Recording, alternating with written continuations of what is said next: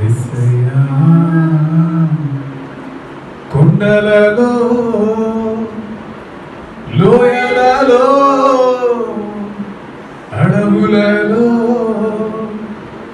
ఎడారులలో నన్ను గమనించినావా, నన్ను కరుణించినావా. యేసయ్యా యేసయ్యా యేసయ్యా యేసయ్యా నిన్నే నిన్నే కొలుతునయ్యా, నీవే నీవే రాజు. యేసయ్యా యేసయ్యా యేసయ్యా మళ్ళీ గమనించండి, మళ్ళీ కరుణించండి. కొండల్లో వెళ్తున్నా, లోయలతో వెళ్తున్నా, అడవులు ఎడారులు సముద్రం గుండా వెళ్తున్నా, కష్టాలు గుండా వెళ్తున్నా, మళ్ళీ గమనించే దేవుడు. అంత గొప్ప దేవుడు మనకన్నా. ఓ మన దగ్గర ఉన్న దేవుడు, మనం నమ్ముకున్న దేవుడు ఆర్డినరీ దేవుడు కాదు. మనం నమ్ముకున్న దేవుడు ఏదో పేరు చెప్పించే దేవుడు కాదు. ఈ లోకంలో అనేక మంది దేవతలు ఉన్నారు, కానీ మనొక్క దేవుని యొక్క సమాధి మాత్రమే తెరవబడి ఉంది. హల్లెలూయా. అనేక రిలీజియన్స్ ఉన్నాయి, అనేక మతాలు, అనేక కులాలు ఉన్నాయి.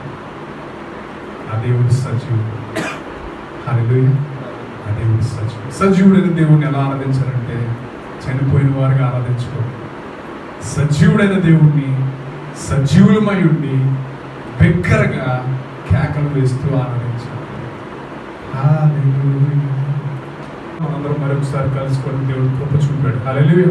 ఎంతో గొప్ప గొప్ప వారికి భాగ్యం లేదు. చూడండి, భారాలు అనేక రకాలు.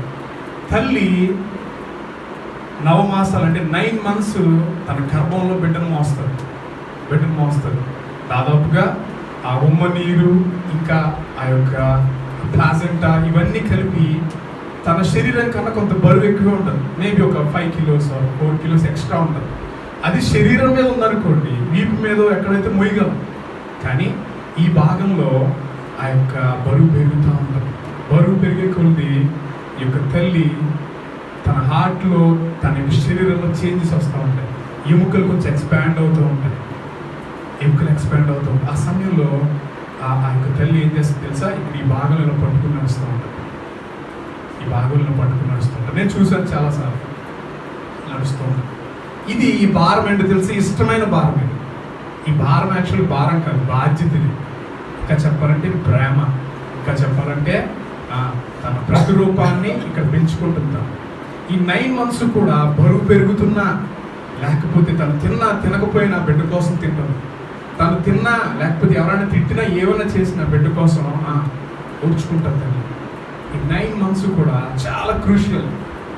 ఈ క్రూషియల్ టైంలో ఈ భారాన్ని పెరుగుతున్న కొలది ఏడవదు, ఇంకా హ్యాపీ ఫీల్ అవుతుంది. ఎందుకంటే ఇంకొన్ని రోజుల్లో నా బిడ్డను చూడబోతున్నాను. ఇట్స్ హ్యాపీ వెయిట్ అనమాట. ఏ వెయిట్ ఇది? Happy weight. హల్లెలూయా. బాధ్యత, సంతోషంతో కూడిన భారం. సో ఈ భారము పెద్ద మనకి భారం అనిపించదు. తండ్రి బాధ్యత ఏంటో చూద్దాం. తండ్రి ఏం చేస్తాడు తెలుసా? సాఫ్ట్వేర్ జాబ్ చేసే వాళ్ళు అంటే వాళ్ళ ముందు కంప్యూటర్ ఉంటుంది, అవన్నీ ఓకే. కానీ వ్యవసాయం చేసేవారు, కూలి పని చేసేవారు బస్తాలు మోస్తారు. దాదాపుగా కొన్ని 50 బస్తాలు ఎన్నో మోస్తే వాళ్ళకి కొంత కూలి వస్తుంది. పన్నలు మోస్తారు. పన్నలు తెలిసి ఉంటుంది, పన్నలు కడతారు. పంట కోసిన తర్వాత పన్నలు కట్టి నెత్తి మీద మోస్తారు. చెరుకు గర్రలు మోస్తారు, బియ్యం బస్తాలు మోస్తారు, షుగర్ బస్తాలు మోస్తారు. ఎన్ని మోస్తే అంత లెక్క కట్టి డబ్బు ఇస్తారు. మోసే ప్రతిసారి ఆ యొక్క తండ్రి, లేకపోతే ఆ పురుషుడు అనుకోవచ్చు, నా భార్య కొరకు, నా బిడ్డ కొరకు, లేకపోతే నా తల్లి కొరకు, నా తండ్రి కొరకు నేను మోస్తున్నానని చెప్పి మోస్తాడు. సో ఈ భారం మీద ఏముందంటే బాధ్యత ఉంది. ఫస్ట్ది ఏంటి? హ్యాపీ వెయిట్ కదా. తల్లి హ్యాపీగా మోస్తుంది ఎంత భారమైనా. కొంతమంది గర్భంలో ఉంటారు, బిడ్డలో చక్కగా బుద్ధిగా అయిపోతారు, బుద్ధిగా ఉంటారు అనమాట. చాలా వెయిట్ ఉంటారు, ఓవర్ వెయిట్ కొన్నిసార్లు మోస్తారు తల్లి. ఇది హ్యాపీ వెయిట్ అన్నాను కదా. ఈ వెయిట్ ఏంటి తెలుసా? తండ్రి మోసే వెయిట్ ఏంటో తెలుసా? Responsibility wait of responsibility. ఇది రెస్పాన్సిబిలిటీ, తప్పదు. ఎన్ని బస్తాలు మోస్తే అంత డబ్బే వస్తుంది. ఒక బస్తాకి 2 బస్తాలు డబ్బులు ఇచ్చే యజమానులు ఎవరు లేరు ఇక్కడ. మోస్తాడు, ఉదయం వెళ్తాడు 8 గంటలకు చెద్దనం తినేసి, ఆఫ్టర్నూన్ ఏదో కూర వండి పెడుతుంది భార్య లేకపోతే తల్లి, మోస్తాడు. ఎన్ని మోస్తే అంత. మోసే టైంలో బహుశా వెన్నుపోస్తే ఏదైనా కొంచెం నొప్పి రావచ్చు. ఆ టైంలో కాసేపు కూర్చుంటాడు, మళ్ళీ లేస్తాడు, మళ్ళీ మోస్తాడు. హల్లెలూయా. హ్యాపీ వెయిట్ అయిపోయింది, వెయిట్ ఆఫ్ రెస్పాన్సిబిలిటీ అయిపోయింది. ఈ 2 అయిపోయిన తర్వాత మనకు వెయిట్ ఉంది. చిన్నప్పుడు స్కూల్కి వెళ్ళేటప్పుడు బ్యాగ్స్ ఉండేవి. బ్యాగ్ చదివింది లేదు, పెట్టింది లేదు, కానీ బ్యాగ్ మాత్రం మోసుకెళ్ళేవాడిని నేను. ఇప్పుడు కొంతవరకే. తర్వాత నాకు అర్థమైంది, ఇన్ని బుక్స్ మనం చదవం కాబట్టి ఏదో 2 బుక్స్ పట్టుకెళ్తే చాలని చెప్పి ఏం చేసిన టెక్స్ట్ బుక్స్, వెయిట్ బుక్స్ అన్నీ కూడా మా క్లాస్లో కింద అది ఉంటుంది కదా, నేల ఉంటుంది కదా, నేలకు కొంచెం రంధ్రం పడింది అనమాట. ఏదో కొంచెం ఇసుక ఎక్కువయ్యో లేకపోతే ఏదో అయ్యి రంధ్రం పడితే ఆ రంధ్రంలో పెట్టేసేవాళ్ళు బుక్స్ అన్ని కూడా.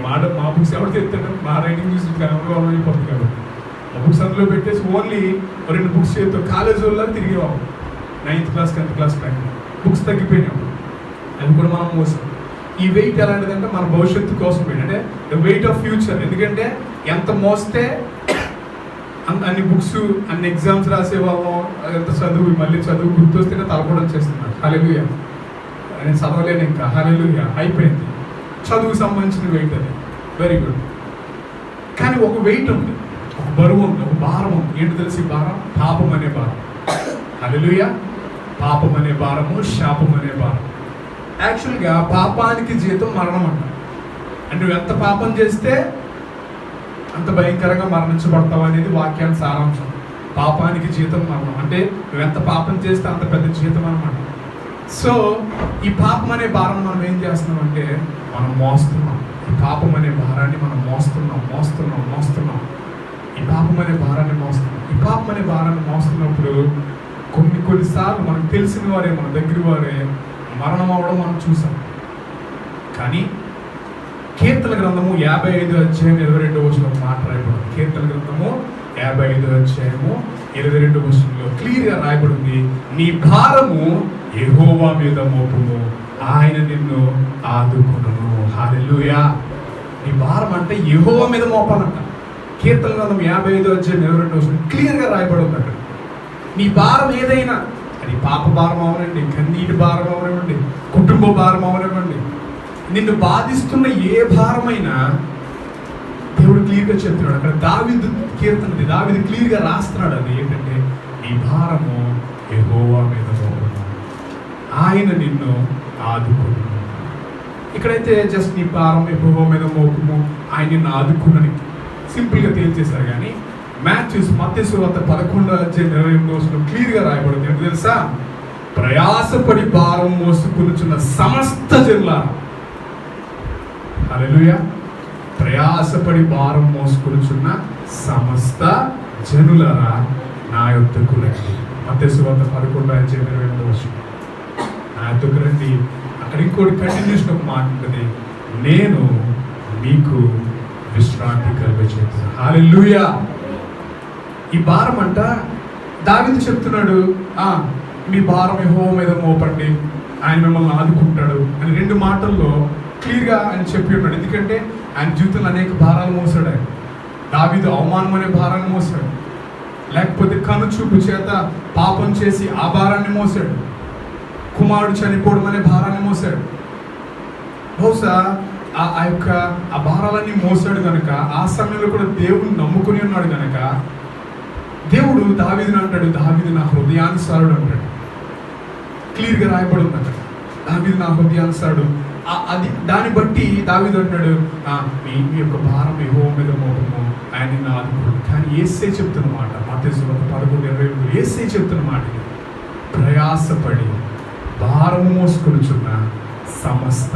అక్కడ క్లియర్గా సమస్త అంటే ఆల్, ఎవ్రీవన్. ఆయనకి తెలిసి ఎవరు భారం మోస్తున్నారో తెలుసు. ఈ లోకంలో ఉన్న ప్రతి ఒక్కరు ఏదో ఒక భారం మోసేవారు. కుటుంబ భారం మోస్తారు, ఆర్థిక సమస్యలనే భారం మోస్తారు, లేకపోతే పాపం అనే భారాన్ని మోస్తారు, అవమానం అనే భారాన్ని మోస్తారు, ఎవరో వేసిన నిందలను మోస్తారు. ఇంకా చెప్పాలంటే రకరకాల భారాలు మోస్తారు. ఆయనకు తెలుసు ఈ భారం అంటే మామూలు భారం కాదు, ప్రయాసపడి. ఇందాక హ్యాపీ వెయిట్ అన్నాను, మదర్ మోస్తుంది, happy weight, the weight of responsibility, బాధ్యతతో కూడిన బరువు తండ్రి మోస్తున్నాడు. ఇవి ప్రయాస కాదు, బాధ్యత ఒకటి, హ్యాపీనెస్ ఒకటి, సంతోషం ఒకటి. కానీ కొంతమంది ప్రయాసపడి మోస్తున్నారు భారం. యేసుక్రీస్తు చూశాడు వారు. ఒకరు కాదు, ఇద్దరు కాదు, సమస్త జనులారా, ఎవ్రీవన్. ఎవరైతే ప్రయాసపడి భారం మోస్తున్నారో, ప్రయాసపడి భారం మోసుకుంటున్న సమస్త జనులారా, ఆయన అంటూ మాట్లాడాడు, నా యొద్దకు. ఎవరి యొద్దకు? యేసుక్రీస్తు యొద్దకు. యేసుక్రీస్తు యొద్దకు రండి.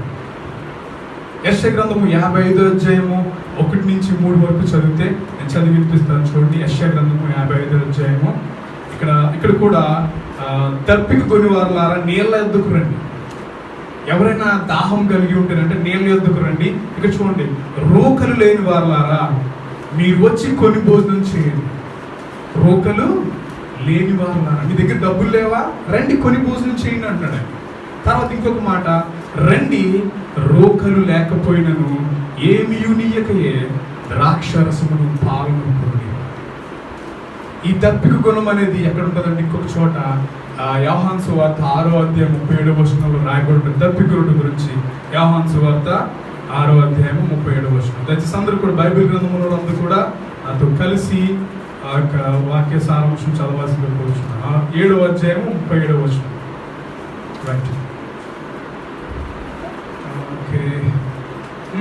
ఆ పండుగలో మహాదినమైన అంచె దినమున యేసు నిలిచి, ఎవడైనను దప్పిక కొనిన ఎడల నా యొద్దకు వచ్చి దప్పి తీర్చుకొనవలెను. ఎవరికైనా దాహం వేస్తుంటే ఆయన అంటున్నాడు, నా యొద్దకు వచ్చి ఆ దాహము తీర్చుకో. ఇందాక 3 పర్యాయాలు చెప్పాను. ఆయన అంటున్నాడు, నా యొద్దకు రండి. దాహం వేస్తే నా యొద్దకు రండి, ఆకలి వేస్తే నా యొద్దకు రండి. మనం ఏం చేస్తాం తెలుసా? సాధారణంగా క్రీస్తు నెరిగిన మనము మన కష్టాల్లో దేవుని దూరంగా పెడతాం. ఒకసారి మనం చేసే పని అదే. ఈ కష్టం ఎందుకు వచ్చింది? నేను ప్రతిసారి చర్చికి వెళ్తున్నాను, చర్చికి మానకుండా వెళ్తున్నాను. దేవుడు ప్రతిసారి ఈవినింగ్ సర్వీస్లో గూగుల్ మీట్లో కనెక్ట్ అవుతున్నాము. అయినప్పటికీ కూడా ఎందుకు దేవుడు నాకు ఈ కష్టాన్ని కలుగు చేశాడని దేవుడు దూరంగా పెడతాం. కానీ యేసుక్రీస్తు అంటున్న మాట ఏంటి తెలుసా? మీరు ఏ భారం మోస్తున్నా సమస్త జనులారా నా యొద్దకు రండి. ఇంకొక మాట, ప్రయాసపడి భారం మోసుకుంటున్న పలానా చర్చ్ వారులారా నా యొద్దకు రండి అనట్లేదా? లేకపోతే పలానా ఊరు పలానా దేశస్తులారా నా దగ్గరికి రండి అనట్లేదా? ఇంకొక మాట, విశ్వాసులారా నా యొద్దకు రండి అనట్లేదు. ఇంకొక మాట, రక్షణ పొంది వారులారా నా యొద్దకు రండి అనట్లేదా? యాక్చువల్లీ యేసయ్య అందరినీ వెల్కమ్ చేస్తారు. ఎందుకంటే ఆయన ఉద్దేశం తప్పిపోయిన గొర్రెలు రక్షించబడాలి, వెతికి రక్షించబడాలి. ఇంకొక మాట, ప్రతి ఒక్కరు రక్షించబడాలి. యేసుక్రీస్తుని ఎవరైతే నమ్మి బాప్తిజం పొందుతారో వారికి నిత్య జీవం ఉంది. నమ్మాలి అంటే ఆయన దగ్గరికి రావాలి, యేసుక్రీస్తు దగ్గరికి రావాలి. మత్తయి సువార్త 11:28 ఒక భాగం ఉంటుంది, నా యొద్దకు రండి. అక్కడ కంటిన్యూషన్ ఒక మాట ఉంటుంది, నేను మీకు విశ్రాంతిని కలుగజేస్తాను. చూడండి, ఒక మాట చెప్తాను చూడండి. భారం మోస్తున్నామా, ఒక 10 కిలోలో 25 కిలోలో ఒక బస్తానో లేకపోతే ఇది లగేజ్ మనం మోస్తున్నప్పుడు మనకి విశ్రాంతి ఎలా కలుగుతుంది తెలుసా? ఈ భారాన్ని కింద దింపినప్పుడు మాత్రమే కొంత విశ్రాంతి కలుగుతుంది. ఈ భారాన్ని కింద దింపినప్పుడు. ఇప్పుడు అక్కడ ఉన్న వ్యక్తి లేకపోతే అవతల ఉన్న వ్యక్తి మనకన్నా బలిష్ఠుడు, ఇలా రా నేను మోస్తాను అంటున్నాడు అనుకోండి, అది మనం హెల్ప్గా భావించాం. ఎందుకంటే నిజంగా ఈ భారాన్ని పంచుకునేవాడైతే ఏం చేయాలంటే మన దగ్గరికి పరిగెత్తుకుంటూ వచ్చి ఆ భారాన్ని పట్టుకోవాలి. అప్పుడు మనం అనుకుంటాం అది హెల్ప్ అనుకుంటాం. కానీ యేసుక్రీస్తు పిలుస్తున్నాడు, నా యొద్దకు రండి. Come closer to me, come near to me. ఆయన రమ్మంటున్నాడు. మనం ఏసే దగ్గరికి ఎలా వెళ్తాం? ఇప్పుడు మన దగ్గర ఉన్న పాపాలు, మన భారాలన్నీ ప్యాక్ చేసుకుని ఏసే దగ్గరికి ఎలాగెళ్ళాలో తెలియక ఆ శీలనగర్ జంక్షన్లోనే ఎక్కడ నిలబడి ఉండిపోతాం. మనకు ఒకసారి ఏసే దగ్గరికి ఎలాగెళ్ళాలో తెలియదు మనకు కొన్నిసార్లు. ఏసే దగ్గరికి వెళ్ళడానికి 3 దారులు ఉన్నాయి. 1 ప్రార్థన, 2 ప్రార్థన, 3 ప్రార్థన. హల్లెలూయా. మీరు ప్రార్థించాలి. వాక్యం స్క్రిప్చర్స్ ఎక్కువ చదువుతుంటాం. యేసుని వెతకాలి. ఆయన వెతికే వారికంట ఆయన సమీపస్తుడు. విరిగి నలిగిన హృదయం కలిగి వారికంట ఆయన సమీపస్తుడు, ఆసన్నుడు. విరిగిన హృదయాలకు ఆసన్నుడా, నలిగిన మనసునకు ఆశ్రయుడా. గొప్ప దేవుడవు నీవే, స్తుతికి పాత్రుడవు నీవే, స్తుతికి పాత్రుడవు నీవే. నన్ను కరుణించు దేవా. నిజంగా విరిగి నలిగిన హృదయం గలవారు కానీ ఆయన సమీపస్తుడు. Is very close to the broken people. యాకోబు రాసిన పత్రిక 4:8 రాసి ఉంటుంది, కమ్ నియర్ టు గాడ్. మొదట మీరు యేసు దగ్గరికి రండి, మొదట మీరు క్రీస్తు దగ్గరికి రండి, అప్పుడు ఆయన మీ వద్దకు వచ్చినాడు. ఎలాగో చూద్దాం. ఇది మనకి ఉదాహరణతో చెప్తే కానీ కొన్నిసార్లు అర్థం కాదు. చూడండి, మన చిన్న బిడ్డలు ఉంటారు కదా, చిన్న బిడ్డలు ఉంటారు. వాళ్ళు ఏంటంటే తల్లి లేకపోతే తండ్రి చేసే పనుల్ని ఇమిటేట్ చేస్తూ ఉంటారు. తండ్రి ఒకవేళ ఒక ఆయిల్ బాటిల్ కానీ లేకపోతే ఏదైనా ఒక వెయిట్ కొంచెం బరువు కలిగింది ఏదైనా తండ్రి రోజు తీసుకొస్తున్నాడు అనుకోండి ఇంటికి, ఆ చిన్న బిడ్డలు దాన్ని చూసి కాపీ చేద్దాం అనుకుంటారు, ఇమిటేట్ చేద్దాం అనుకుంటారు. ఏం చేస్తారు తెలుసా? ఆ తండ్రి ఆ రోజు లేకపోతే ఒక బాటిల్ కొంత వెయిట్ కలిగిన ఏదైనా ఒక వస్తువు తీసుకొస్తున్నప్పుడు రోజు చూసే ఆ బిడ్డ, చిన్న బిడ్డ, అమ్మాయి అవనివ్వండి అబ్బాయి అవనివ్వండి, ఏం చేస్తారంటే దాన్ని చూసి ఇమిటేట్ చేయాలని ఏదో ఒక వస్తువులో పట్టుకెళ్తూ ఉంటారు. ఏదో ఒక వస్తువులో మీరు చేశారు లేదు మీకు తెలియదు, ఎందుకంటే మీకు అప్పుడు ఇంకా ఓవో తెలియదు కదా. చిన్న బిడ్డను చూస్తే మీకు అర్థమవుతుంది. తండ్రి చేసే పనులు ఇమిటేట్ చేస్తూ ఉంటారు. అప్పుడు ఏం చేస్తారు? ఒకవేళ ప్రమాదకరమైన వస్తువు అనుకోండి, వీళ్ళు ఏం చేస్తారంటే తండ్రి తీసుకొచ్చి తల్లికి ఇవ్వడం చూస్తాడు.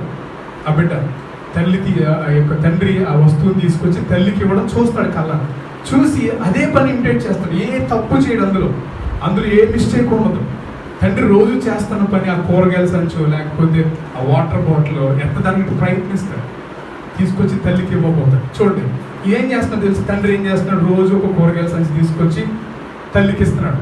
ఈ బిడ్డ అబ్జర్వ్ చేస్తాడు. చూసి ఏం చేస్తాడంటే అక్కడున్న సంచిని తీసుకొచ్చి తల్లికి ఇవ్వబోతున్నాడు. తల్లి చూసుకోవాలి. ఇప్పుడు ఏం చేస్తున్నాడంటే ఈ చిన్నవాడు లేకపోతే పిల్లవాడు ఏం చేస్తున్నాడంటే తల్లి దగ్గరికి ఇవ్వడానికి వెళ్తున్నాడు ఆ సంచి. అప్పుడు తల్లి ఏం చేస్తుంది తెలుసా? ఆ బరువు తన బిడ్డ మోయలేడు అని చెప్పి పరిగెత్తుకుంటూ వస్తుంది. హల్లెలూయా. ఏ కాలు మీద వేసుకుంటాడు, లేకపోతే ఏ చెయ్యో ఇబ్బంది అవుతుంది, ఏదో ఇబ్బంది అవుతుంది, నా బిడ్డకి ఏ హాని కలగకూడదని చెప్పి ఈ బరువు మోస్తున్న బిడ్డ దగ్గరికి ఉరుకుతుంది. హల్లెలూయా. వీడేం చేస్తాడు? మా నాన్న చేసిన పని నేను చేయాలి కాబట్టి ఏదైనా బరువు ఉంటేనే చెప్పేవాడు క్లియర్గా. ఓకే ఈ బరువుని ఏం చేస్తాడంటే ఇలా పట్టుకుని ఆ తల్లి దగ్గర పొడి అడుగులు వేసుకుంటే ఉంటాడు. అది చూడడానికి ముచ్చటగా ఉంటుంది, కానీ తల్లి గుండెలో భయం. ఏమో అది ఒకవేళ ఏదైనా షార్ప్ ఎడ్జ్డ్ ఏదైనా ఆబ్జెక్ట్ అనుకోండి, నా బిడ్డకి ఏం కాకూడదని పరుగెడతాడు. లేదు, వీడు ఏం చేశాడు? ఈ సంచి తీసుకెళ్ళి లేకపోతే ఆ ఆబ్జెక్ట్ తీసుకెళ్ళి వేరే చోటకి వెళ్తున్నాడు అనుకోండి, తల్లికి కనపడదు, తల్లికి లేకపోతే తండ్రికి అది కనపడదు. వీడేం చేస్తున్నాడంటే తన తండ్రిని ఇమిటేట్ చేయడానికి ఆ బాబు ఏం చేస్తున్నాడు? తల్లి దగ్గరికి తీసుకెళ్తున్నాడు. తల్లి చూడగానే ఆ గుండె జీవమంటది, అమ్మ నా బిడ్డ మోస్తుంది. ఒకవేళ అది మోసేది హానికరమైనది కాదనుకోండి, ఏదో చిన్న బ్రెడ్ ప్యాకెట్ అన్నది అనుకోండి, తల్లి ముచ్చటపడి కూడా ముందుకే వస్తుంది. ఈరోజు యేసయ్యకి కూడా మనం చిన్న బిడ్డలు లాంటి వారమే. హల్లెలూయా. మన పాప భారాలు మూసుకుని మనము విమాన్ నగర్ వైపు లేకపోతే వైజాగ్ వైపు వెళ్ళిపోకూడదు. యేసయ్య దగ్గరికి రావాలి. హల్లెలూయా. యేసయ్య దగ్గరికి వస్తేనే రెస్ట్. నువ్వు ఎందుకు యేసయ్య దగ్గరికి రావాలంటే ఈ లోకంలోకి వెళ్ళేవారికి ఎవరి దగ్గరికైనా వెళ్ళి, సార్ నా భారాన్ని కొంచెం పంచుకోండి, ఆల్రెడీ 25 kilos అయిపోయింది, పంచుకోండి, ఒక 5 kilos అయినా తీసుకోండి. వాళ్ళు ఏం చేస్తారు సార్? ఇంకొన్ని నిందలేస్తారు నీ మీద. ఏ తప్పు చేసావు, అందుకే ఈ పాప భారాన్ని మోస్తున్నాం. ఈ 25 kilos పాపం కాస్త ఈ భారం కాస్త ఇంకొక 5 kilos యాడ్ అవుతుంది. నీకు రెస్ట్ కావాలంటే మనుషుల దగ్గరికి వెళ్ళొద్దు. నీకు రెస్ట్ కావాలంటే నిన్ను నువ్వు కూడా చూసుకోవద్దు అర్థంలో. If you want rest start చేయి. యేసయ్య వైపు నీ నడక సాగించు. హల్లెలూయా. యేసయ్య వైపు నడక సాగి. నీ భారం ఏదైనా అక్కడ స్పెసిఫిక్గా రాయలేదు, నేను 25 kilos లిమిట్ వరకే నేను మోస్తాను, లేకపోతే 25 kilos దాటితే నేను మోయను అంటలేదు యేసయ్య. He did specified weight limitation లేదు. ఈ భారం ఏదైనా అది నీ హృదయ భారం. ఎందుకు తట్టుకోలేకపోతున్నావా? అనుదినము నీ హృదయం పగిలిపోతుందా? ప్రతిరోజు నీ హృదయం బ్రేక్ అయిపోతుందా ఆ భారంతో? యేసయ్య ఆయన ఇక ప్రభువా ఈ భారం నేను మోయలేకపోతున్నాను, నా వల్ల కాదు ప్రభు, ఇంకా నా వల్ల కాదు నాయనా. ఇంకోటి తెలుసా, ఆయన అంట కాదనడు అంట. ఆయన ఏమంటారు? కాదనడు. నిజముగా ఆయన మొరపెట్టే వారికి ఆయన సమీపస్తుడు, నిజముగా ఆయన వెతుకు వారికి ఆయన సమీపస్తుడు. తర్వాత అంట ఆయన నిజముగా వెతికిన వారినంట ఆయన కాదన్నట్టు. ఆయన దగ్గరికి వస్తే నిజముగా కాదనే దేవుడు కాదు. హల్లెలూయా! ఎంత గొప్ప దేవుడు కదా. ఆయన ఏమంటాడు తెలుసా? మనం రమ్మంటున్నాడు. 145వ కీర్తన 18వ వచనం. 145వ కీర్తన 18వ వచనం. తనకు మొరపెట్టు వారికి అందరికీ, తనకు నిజముగా మొరపెట్టు వారికి అందరికీ యెహోవా సమీపముగా ఉన్నాడు. హల్లెలూయా! మీరు ఎంతో దూరం వెళ్ళాల్సిందా. ఓకే నాని, మేము అన్నీ మా భారాలన్నీ ప్యాక్ చేసుకున్నాం. వెయిట్ చూస్తే మా ఓడిదేమో 20 కిలోలు వచ్చింది, నాదేమో 90 కిలోలు వచ్చింది. మా కుమార్తెలు ఇద్దరి దగ్గరికి ఒక వచ్చిన బిడ్డలు కాబట్టి 25 కిలోలు వచ్చింది. మొత్తం అంతా కూడా బాబాయ్ ఆటోలు వేసాం. ఇప్పుడు ఎక్కడికి వెళ్ళాలి? మరి ఏసీ దగ్గరికి వెళ్ళాలి కదా, ఎక్కడికి వెళ్ళాలని ఒకవేళ ఆలోచిస్తున్నారేమో. అక్కడ రాయబడి చూడండి, తనకు నిజముగా మొరపెట్టు వారికి అందరికీ యెహోవా సమీపముగా ఉన్నాడు. హల్లెలూయా! దగ్గరగా ఉన్నాడు. Is close to us. తన యందు భయభక్తులు గల వారి కోరిక ఆయన నెరవేర్చును, వారి మొర ఆలకించి వారిని రక్షించును. హల్లెలూయా! ఎంతమంది దేవుడు నమ్ముతున్నారు నిజంగా? నా భారాలు మోయగలవాడు. లోకంలో ఒక సామెత ఉంటుంది. ఆ సామెత ఉంటుంది ఏం తెలుసా? ఏ వంక లేనమ్మంట డొంక పట్టి ఏడ్చిందంట. నీకు అర్థమైందా? కొంతమందికి ఏ వంక దొరకదు, ఏడుస్తూ ఉంటారు. ఏడకూడదు అంట. ఎప్పుడు కూడా ఊరికినే కన్నీరుకి, నీ కన్నీరు వృధాగా కానివ్వకూడదు. ఒకవేళ నీ కన్నీరు ఊరికినే కాకపోతే దేవుడిని అడగండి, ప్రభువా ఈ కన్నీరు అనే భారాన్ని నేను మోయలేకపోతున్నాను. అది ఏ భారమైనా నువ్వు ఎవరి దగ్గరికి రావాలి తెలుసా? యేసయ్య దగ్గరికి రావాలి. యేసయ్య దగ్గర రావడానికి కొన్ని మార్గాలు చెప్పాను నేను. యేసయ్యను వెతకాలి. ప్రతి స్క్రిప్చర్, నువ్వు చదువుతున్న ప్రతి స్క్రిప్చర్, ప్రతి వాక్యంలో యేసయ్యను వెతకాలి. కొత్త నిబంధనలోనే యేసయ్య ఉన్నాడు, పాత నిబంధనలో యేసయ్య లేడు అనడానికి లేదు. పాత నిబంధనలో కూడా యేసయ్య ఉన్నాడు. నువ్వు వెతకాలి. వెతికితే దొరికే దేవుడు ఆయన. ఆయన వెతుకు వారికి సమీపంగా ఉండే దేవుడు ఆయన. హల్లెలూయా! ఆయన వెతుకు వారికి సమీపంగా ఉండే దేవుడు. యేసయ్య దగ్గరికి వెళ్తే చాలు మనకు అన్ని పరిష్కారం. చూడండి, ఆయన హస్తవాసి మంచిదండి, ఆ డాక్టర్ గారు హస్తవాసి మంచిదండి, లేకపోతే పలానా డాక్టర్ గారు చేస్తే జ్వరం తగ్గిపోతుంది అంటారు చూసారా? నా యేసయ్య ఎలాంటి వారు తెలుసా? యేసయ్య దగ్గరికి వెళ్తే చాలు. ఆయన దగ్గర సొల్యూషన్ లేని ప్రాబ్లం అంటూ లేదు. హల్లెలూయా! ప్రతి ప్రాబ్లంకి ఆయన దగ్గర సొల్యూషన్. మనకి యేసయ్య దగ్గరికి వెళ్ళడానికి కొన్నిసార్లు ఏమంటూ వస్తాయి తెలుసా? ఉదయం లేవాలి, ప్రార్థన చేయాలంటే ఏమంటూ వస్తుంది? ముందు బిడ్డలకి టిఫిన్ చేసేసిన తర్వాత ప్రార్థన చేద్దాం, లేకపోతే నేను ట్యాబ్లెట్లు వేసుకున్న తర్వాత దేవునికి ప్రార్థన చేద్దాం, లేకపోతే బిడ్డని డ్యూటీకి పంపించిన తర్వాత ప్రార్థన చేద్దాం. ఇలా డే గడిచిపోతుంది. ఉదయం లేవగానే నీ శ్రేష్టమైన సమయాన్ని దేవునికి ఇవ్వాలి. నీ భర్త బయటికి వెళ్తున్నారా డ్యూటీ మీద, ప్రార్థన చేసి పంపించు. నీ బిడ్డలు స్కూల్కి వెళ్తున్నారా, ప్రార్థన చేసి పంపించు. వారు వెళ్ళిపోయిన తర్వాత దేవునితో మాట్లాడడం నేర్చుకో. వంట పనులు కూడా దేవునితో మాట్లాడడం నేర్చుకో. చూడండి, ఈ లోకంలో ఎవరితో మాట్లాడినా సమయం వృధానే. ఎవరితో మాట్లాడినా, ఈవెన్ పెద్ద వారితో మాట్లాడుతున్న సమయం వృధానే. పెద్ద వాళ్ళతో మాట్లాడుతున్నప్పుడు, మనకి ఇష్టమైన వారితో మాట్లాడుతున్నప్పుడు కూరలు మాడిపోతే, అన్నం మాడిపోతే, కానీ యేసయ్యతో మాట్లాడుతున్నప్పుడు మాత్రం ఏ తప్పు జరగదు. హల్లెలూయా! యేసయ్యతో ఎలా మాట్లాడాలంటే ఆయన నీకు ఇచ్చిన వాగ్దానాన్ని అమలు వేసుకో. నువ్వు తలగా ఉండవు కానీ తోకగా ఉండవు. ఆమేన్. ఇవన్నీ వాక్యాన్ని అమలు వేసుకుంటే దేవుడితో మాట్లాడుతాడు. చక్కని రెవల్యూషన్స్ ఇస్తూ ఉంటాడు. నాకు వాక్యం అర్థం కావట్లేదు అనే వారు ఎవరైనా ఉంటే, నీకు ఏ వాక్యం అర్థం కావట్లేదు, వాక్యాన్ని ఒకసారి తీసుకుని దాన్ని నెమరు వేసుకుంటా ఉన్నాను. నెమరు వేసుకుంటే దాంట్లో ప్రత్యక్షత, స్వీట్నెస్ తెలుస్తుంది. ఏ స్వీట్ అయినా నోట్లో వేసుకుంటే ఆ స్వీట్నెస్ తెలుస్తుంది. అవునా కదా? ఇప్పుడు కాజా కానీ ఏ స్వీట్ అయినా, ఫ్రూట్ అయినా, అది ఏ కర్రీ అయినా నోట్లో వేసుకుంటే దాని రుచి తెలుస్తుంది. అర్థమవుతుందా మీకు? మీకు అర్థమవుతుందని నేను భావిస్తున్నాను. ఏదైనా తినే పదార్థము దాని రుచి తెలియాలంటే ఏం చేయాలి? నోట్లో వేసుకోవాలి. కానీ ఈ వాక్యం యొక్క స్వీట్నెస్ నీకు తెలియాలంటే నోటి నుంచి బయటికి రావాలి. హల్లెలూయా! ఈ వాక్యంలో ఉన్న స్వీట్నెస్, వాక్యంలో ఉన్న పవర్ బయటికి తెలియాలంటే నోట్లోంచి బయటికి రావాలి. గుంటూరు మిర్చి ఉంటుంది. గుంటూరు మిర్చి కారం తెలియాలనుకోండి, ఎలా అంటే తెలియదు. నోటి ముందు పెట్టుకుని ఇలా ఇలా ఊపుతుంటే దాని పవర్ తెలియదు. నోట్లో పెట్టుకుంటే తెలుస్తుంది దాని పవర్. దాని పవర్ తెలియాలన్నా, దాని ఘాటు తెలియాలన్నా, కారం తెలియాలన్నా నోట్లో పెట్టుకోవాలి. దేవుని వాక్యంలో ఉన్న పవర్ తెలియాలంటే ఏం చేయాలి తెలుసా? నోటి ద్వారా పలకాలి. ఇప్పటికిప్పుడు సడన్గా ఒక వాక్యం అడిగితే కొంతమంది చెప్పలేరు, ఎందుకంటే వారు గుర్తుంటాయి. హృదయంలో అనేక వాక్యాలు ఉంటాయి, అనేక వాగ్దానాలు ఉంటాయి, కానీ అది మాటి మాటికి పలుకుతూ ఉంటే నోటికి ఒక అభ్యాసం, నోటికి ఒక ఎక్సర్సైజ్. నోటికి ఎక్సర్సైజ్ ఏంటో తెలుసా? చూయింగం నవ్వుతూ ఎక్సర్సైజ్. చూయింగం నవ్వుతూ ఉంటే ఎక్సర్సైజ్ అన్నమాట నోటికి. కానీ దేవుని వాక్యాన్ని ఎంత బాగా మనము ధ్యానిస్తూ ఉంటే ఇంకొక మాట ఏంటి తెలుసా? ధ్యానించడం అనేది మన హృదయంలో ధ్యానించేటప్పుడు, ఒకప్పుడు ఫోన్స్, ల్యాప్టాప్స్ ఇవేం లేవు, నెట్ అవి లేవు కాబట్టి ధ్యానిస్తే హృదయంలో ఉండేది. ఇప్పుడు నోటి ద్వారా కూడా పలకాలి, ఎందుకంటే ఈ హృదయంలో మనం ధ్యానిస్తూ ఉంటాం. ఈ హృదయంలో ధ్యానించి ఉండేటప్పుడు సడన్గా మెసేజ్ వస్తుంది, టింగ్. ఐఫోన్ అయితే టింగ్ అని వస్తుంది, మిగతా ఫోన్లో అయితే టింగ్ టింగ్ అని వస్తుంది. కరెక్ట్గా ధ్యానించే టైంలో మన యొక్క చూపు, మన యొక్క హృదయం ఎక్కడికి వెళ్ళిపోతుంది తెలుసా? ఆ ఫోన్ వైపు వెళ్ళిపోతుంది. మీకు ఇస్తున్న ఒక మంచి సజెషన్, ఒక దేవజనుడిగా, ఒక ఆత్మీయ సహోదరుడిగా మీకు ఇస్తున్న చిన్న సజెషన్ ఏంటంటే, మీరు వాక్యాన్ని ధ్యానించేటప్పుడు, లేకపోతే వాక్యాన్ని చదివేటప్పుడు, ప్రార్థించేటప్పుడు సాధ్యమైనంత వరకు మీ ఫోన్ దూరంగా పెట్టండి. ఇంకొకటి, ఫోన్లో ఎప్పుడు కూడా వాక్యాన్ని చదవద్దు. ఫోన్లో ఎప్పుడు కూడా వాక్యాన్ని చదవడానికి అంత ప్రాముఖ్యత ఇవ్వదు. మీ దగ్గర బైబిల్ అండ్ ఫోన్ రెండు ఉంటే కనుక చూస్ బైబిల్. నీ ప్రయారిటీ బైబిల్ మీద ఉంచండి. లేదు ప్రయాణంలో ఉన్నాం, బైబిల్ లేదు అనుకుంటే అప్పుడు ఫోన్ ఉపయోగించండి తప్ప, ఒకవేళ అప్పుడు ఫోన్ ఉపయోగించాలి, బైబిల్ యాప్ చదవాలి అనుకుంటే కనుక ఫ్లైట్ మోడ్లో పెట్టండి, సైలెంట్లో పెట్టండి. ఎందుకంటే వాక్య సమయంలో మనకి బోల్డ్ మెసేజ్లు వస్తాయి, అప్పుడే వస్తాయి మెసేజ్లు మనకి, మెసేజ్, చక్కటి మెసేజ్లు వస్తాయి, ఫార్వర్డ్ మెసేజ్లు వస్తాయి. సో సాధ్యమైనంత వరకు బైబిల్ క్యారీ చేయండి. ఈరోజు నాకు మా అమ్మమ్మ చెప్పిన మాట అనమాట. మా అమ్మ కూడా అదే చెప్పింది. ఈరోజు బైబిల్ అంటే మనం మోస్తే రేపు అన్నకి బైబిల్ మనం మోస్తుందంట. హల్లెలూయా. ఈరోజు వాక్యాన్ని మనం క్యారీ చేస్తే ఒకనొక సమయంలో ఈ వాక్యం మనం పైకి లేపుతుందంట. హల్లెలూయా.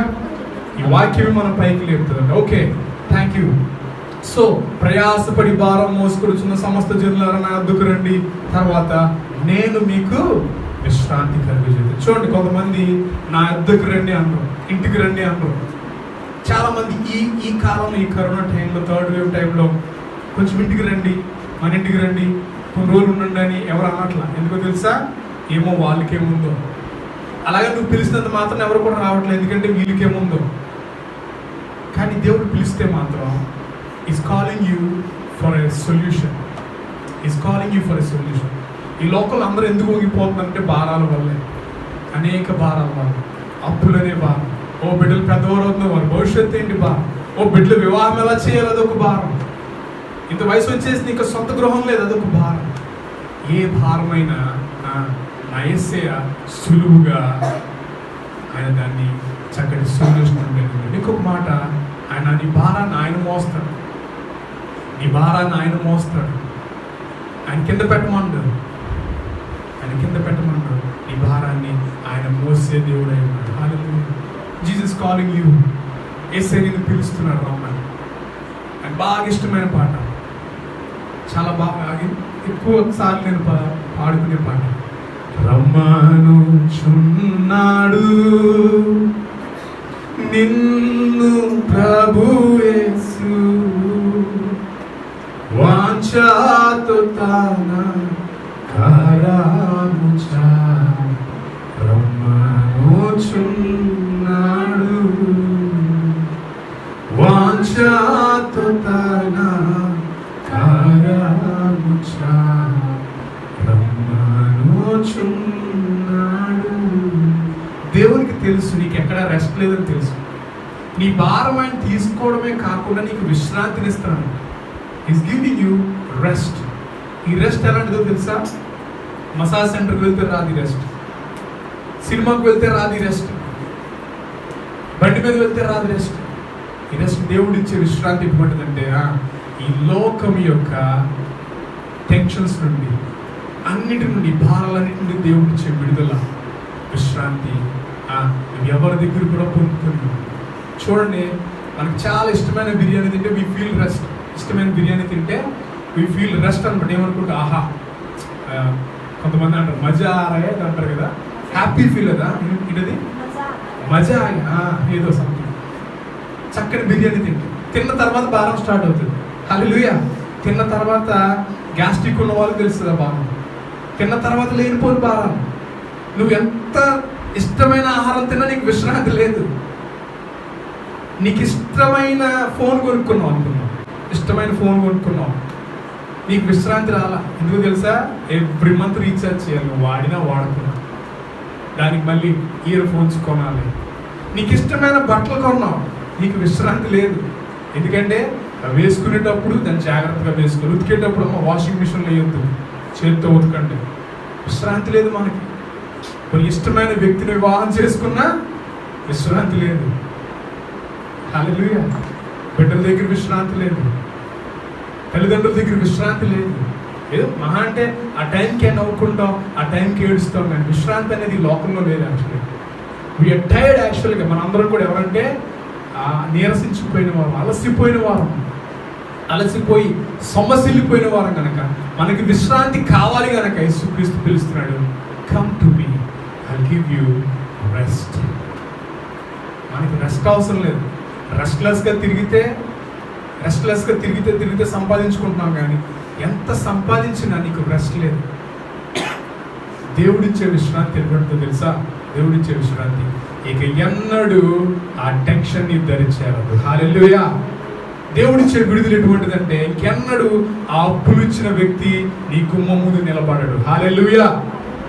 దేవుడిచ్చే రెస్ట్ ఎటువంటిదంటే నువ్వెన్నడూ ఇంకా బాధపడవు, ఇంకెన్నడూ కన్నీరు కార్చవు. నువ్వేం చేయాలి? యేసే దగ్గరికి వెళ్ళాలి. యేసే దగ్గరికి ఎలా వెళ్ళాలి? ప్రతి స్క్రిప్చర్లో యేసే బ్రతకాలి, బైబిల్ చదవడం నేర్చుకోవాలి, ప్రార్థన చేయాలి, ఆరాధించాలి, దేవుడిని స్తుతించాలి. నీ ఉచ్ఛ్వాస నిశ్వాస అంటారు తెలుసా? ఇన్హేల్ ఎక్సేల్ కదా.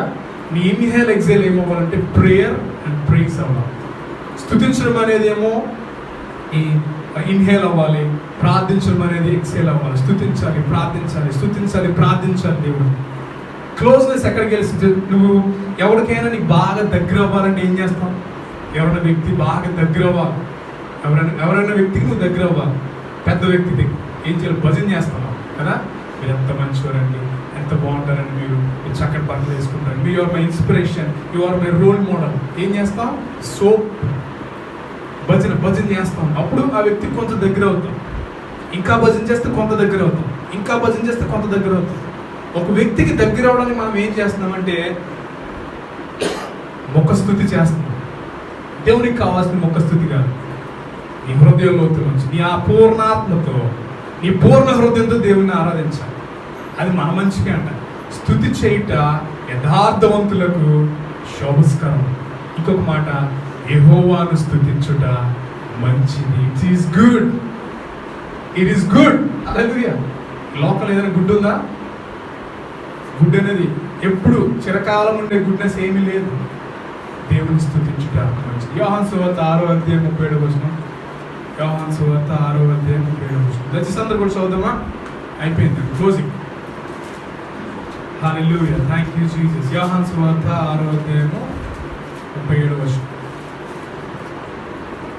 చదువుతాను చూడండి. తండ్రి నాకు అనుగ్రహించి వారందరూ నా యొద్దకు వచ్చుదురు. తండ్రి ఎవరినైతే యేసుక్రీస్తుకు అనుగ్రహిస్తారో వారందరూ కూడా ఆయన దగ్గరికి వస్తారంట. అక్కడ క్లియర్ మాట, చక్కటి మాట. 37 కదా. నా యొద్దకు వద్దురు, నా యొద్దకు వచ్చిన వానిని నేనెంత మాత్రమును బయటికి త్రోసివేయను. హల్లెలూయా. బయటికి తోసేసే దేవుడు కాదు మన దేవుడు. మన దేవుడు ఇందాక చెప్పారు, మన దేవుడు ఎవరంటే మన యేసేటువంటి వారంటే పిలిచే దేవుడు. ఈ మాటలు గుర్తుపెట్టుకోండి. వాక్యం అంతా గుర్తుండకపోయినా ఈ చిన్న మాటలు గుర్తుపెట్టుకోండి. యేసయ్య పిలిచే దేవుడు, యేసయ్య మన దప్పిక తీర్చే దేవుడు, యేసయ్య మన ఆకలి తీర్చే దేవుడు. అది ఆత్మీయ ఆకలి అవనివ్వండి, శారీరకమైన ఆకలి అవనివ్వండి, ఆత్మీయ దాహం అవనివ్వండి, శారీరకమైన దాహం అవనివ్వండి. మరి మొదటి నుంచి చెప్తున్నా చూడండి, యేసయ్య మనం పిలిచే దేవుడు, మన ప్రయాసం చూసే దేవుడు, మన పిలిచే దేవుడు, మనకి విశ్రాంతినిచ్చే దేవుడు, చివరిగా మనల్ని త్రోసివేసే దేవుడు కాదు. హల్లెలూయా. చూడండి, కొంతమంది అనే మాట నా జీవితంలో జరిగిన మాట. ఆయన అయితే జాలిపడి ఇక్కడ కూర్చోబెట్టారు, కానీ నేనైతే మెడపట్టి తోసేసాను అనుకోండి. ఎంత బాధపడతాను, ఎంత బాధపడతాను. అసలు మనం ఎవరితో తోయించుకునే వరం కాదు. కానీ నా యేసయ్య అక్కడ క్లియర్ మరొకసారి చదువుతాను చూడండి, 37వ వచనం. నా వద్దకు వచ్చు వారిని నేనెంత మాత్రమును బయటికి తోసిపోయాను. హల్లెలూయా! ఎంత గొప్ప దేవుడు మనకు కలిగాడు. మనం తోసేసే దేవుడు కాదు, మనల్ని కాదనే దేవుడు కాదు, రిజెక్ట్ చేసే దేవుడు కాదు. యెషయా గ్రంథం 55 చదివాను కదా, దప్పికొని వాళ్ళు అరణ్యాల యొద్దకు రండి. మీ దగ్గర ఏమీ లేవా? డబ్బులే లేవా? అసలు అకౌంట్లో 0 బ్యాలెన్స్ అయినప్పటికీ కమ్ టు మీ, వచ్చి తినండి, వచ్చి ఈ దాహం తీర్చుకోండి. దేవునికి ఏంటో తెలుసా? ఫస్ట్ థింగ్, ఆయన యొద్దకు మీరు రావాలి. ఫస్ట్ మనం దూరం నుండి నిలుచుకుని ప్రభు నీ కొన్నాళ్ళని సిలువు గుర్తేసుకుని వెళ్ళిపోవడం కాదు, యేసయ్య దగ్గరికి రావాలి, సంఘంతో సహవాసం ఉండాలి. ఇంకొక మాట, మీరు విన్న వాక్యాన్ని, నా వాక్యం అనే కాదు, మీరు ఎక్కడున్న వాక్యమైనా అన్ని జనులతో, లేకపోతే మీ చుట్టూ ఉన్న వారితో, మీ చిన్న బిడ్డలతో పంచుకోవాలి. యేసయ్యని పంచిపెట్టాలి, యేసయ్యని డిస్ట్రిబ్యూట్ చేయాలి, యేసయ్యని స్ప్రెడ్ చేయాలి. వాళ్ళు కూడా నీతో పాటు వస్తారు. వీలైతే ఆ రోజు టికెట్ పెట్టండి, వాళ్ళకి వీలైతే వారిని తీసుకురండి, ఒక ఛార్జెస్ పెట్టి తీసుకురండి సంఘానికి. నేను అంటుంది ఈ సంఘం అనే కాదు, నా దగ్గరికే తీసుకురమ్మన్నట్లు. మీరు ఎక్కడికైతే వెళ్తున్నారు అక్కడికి దేవుడు వారు తెలుసుకోవాలి, వారి దేవుని యొక్క ప్రేమ వారు తెలుసుకోవాలి. దేవుని ప్రేమను తెలుసుకుంటే మీరు మానేయమన్నా వారు మానేయరు. మీరు చేయాల్సి, మీ మీద ఉన్న బాధ్యత ఒకటి, మీరు ఫస్ట్ యేసయ్య దగ్గరికి రావాలి. మీరు రుచి చూసిన తర్వాత కొంతమందిని తీసుకురావాలి. హల్లెలూయా! రుచి చూసి తెలుసుకున్నాడు యెహోవా ఉత్తముడు అనే మంచి వాక్యం ఉంది కదా. మన రుచి చూస్తాం ఇప్పటిదాకా, 1 year నుంచి రుచి చూస్తూనే ఉన్నాము. అనేక మందికి రుచి చూపిద్దాం. నువ్వు పెట్టే స్టేటస్లో అవ్వనివ్వండి, ఏమైనా క్రీస్తు కనపడాలి, యేసయ్య కనపడాలి. అందులో యేసయ్య కనపడితే ఆటోమేటిక్గా కొంతమంది రియాక్ట్ అవుతారు. యవన బిడ్డలకి యాక్చువల్గా ఎవరు కావాలో తెలుసు. ఇప్పుడు యవన బిడ్డలకి ఉద్యోగం కూడా కాదు, ఉద్యోగం చేస్తున్న బిడ్డలకు కూడా సూసైడల్ థాట్స్ వస్తున్నాయి. ఉద్యోగం చేస్తున్న పెద్ద ఉద్యోగాలు చేస్తున్న వారు కూడా నలిగిపోతున్నారు. వారికి యేసయ్య కావాలి. మనకి చాలిన దేవుడు, మనకి సరిపోయాడు కదా, మనం సెట్ చేశాడు కదా అని ఎప్పుడు కూడా మీరు ఫీల్ అవ్వద్దు. మీరు చేయాల్సిందే తెలుసా? అనేక మందికి యేసయ్య కావాలి. ద వరల్డ్ నీడ్ జీసస్ అనే ఒక మూమెంట్ జరుగుతుంది బయట. The world need Jesus. యేసయ్య కావాలి చాలా మందికి. యేసయ్య దగ్గరికి ఎలా రావాలో తెలియదు చాలా మందికి యేసయ్య దగ్గరికి ఎలా రావాలో తెలియట్లేదు. నీ ద్వారా కూడా యేసయ్య దగ్గరికి అనేక మంది వస్తారు. ఎందుకంటే నువ్వు క్రీస్తుని ఎరిగిన వాడు, ఆల్రెడీ రుచి చూసావు యేసయ్య. నీ వల్ల ఒక ఆత్మ రక్షించబడితే, పరలోకంలోనంట, హెవెన్లో రిజాయిస్, డాన్సింగ్. ఒక ప్రోడక్ట్ అంటాడు, ఒక మంచి బైబిల్ పండితుడు అంటాడు ఆయన, అక్కడ పార్టీ జరగడానికి కారణం నువ్వు అయ్యావంట. హల్లెలూయా! నేనేం చెప్పాను తెలుసా? యేసయ్య దగ్గరికి మనం రావాలి. ఆల్రెడీ యేసయ్య దగ్గరికి వచ్చామా, కొంతమందిని గుంజుకొద్దామంట. తెలంగాణ లాంగ్వేజ్లో కొంతమందిని గుంజుకు తీసుకురావాలి. కొంతమంది ఒక్కరైనా పర్వాలేదు, వాళ్ళు రక్షించబడితే చాలు. చెప్పండి, యేసయ్య గురించి చెప్పండి. నా యేసయ్య త్రోసివేసే దేవుడు కాదు, నా యేసయ్య రమ్మనే దేవుడు. నీ భారం ఏదైనప్పటికీ కూడా యేసయ్య మీద మోపితే ఆయన ఆదుకుంటాడు, ఆయన నీకు విశ్రాంతిని ఇస్తాడు. ఇదే వాక్యం విన్నది విన్నట్టుగా కనీసం ఒకరితో పంచుకోండి, రాత్రి లేదా రేపు ఉదయకాలం పంచుకోండి. మన దేవుడు విశ్రాంతిని ఇస్తాడు. చివరిగా ఆయన బయటికి తోసివేసేవాడు కాదు. హల్లెలూయా!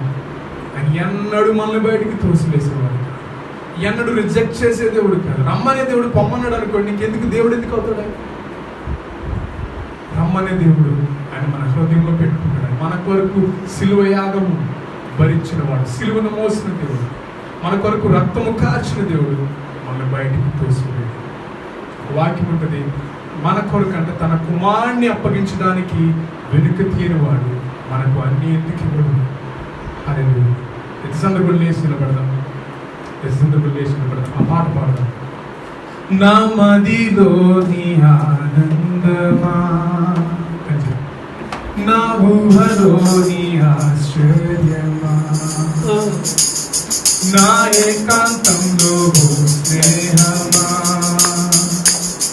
నా అనుభవాలలో అనురాగమా, యేసయ్యా నే పాడుతున్నా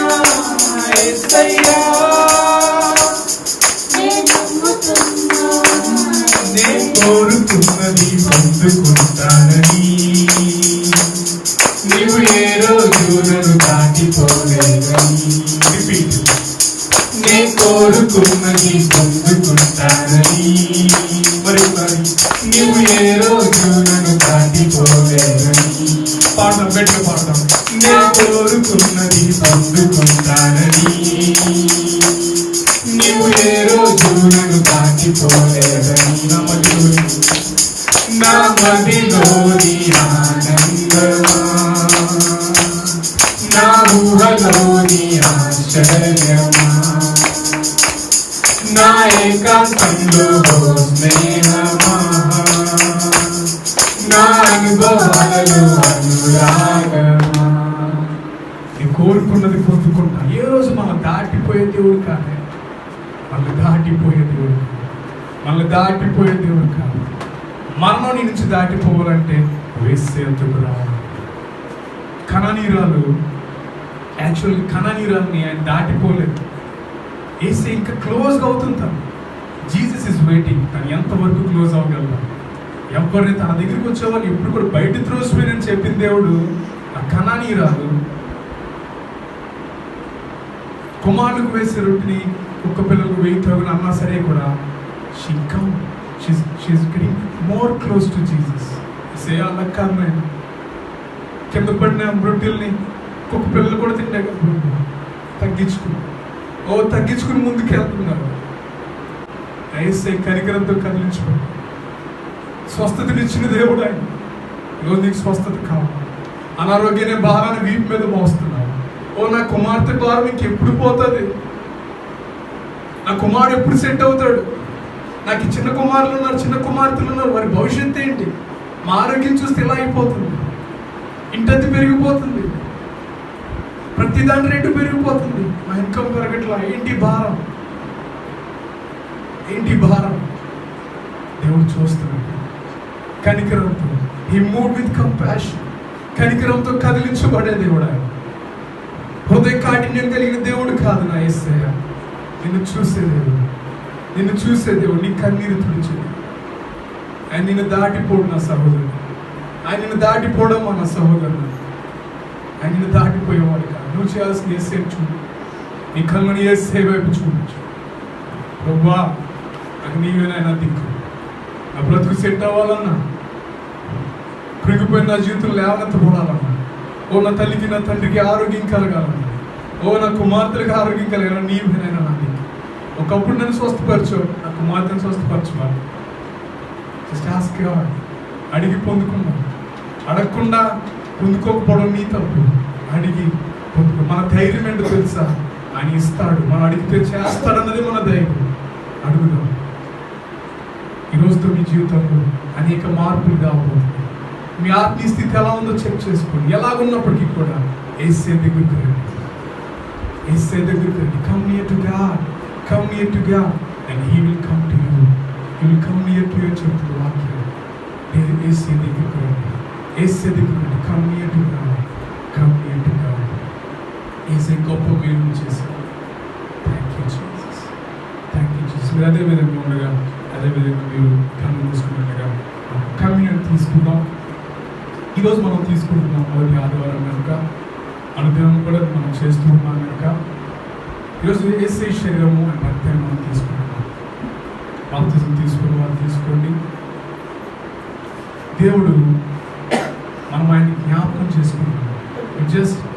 మనం ఆయన జ్ఞాపకం చేసుకుని ఏ విధంగా జ్ఞాపకం చేసుకుంటాం అంటే, నన్ను బయటికి తోసేవాడు కాదు, నాకు విశ్రాంతిని ఇచ్చేవాడిని జ్ఞాపకం చేసుకుని వివేచించి ఆ యొక్క శరీరాన్ని రక్తాన్ని తీసుకొని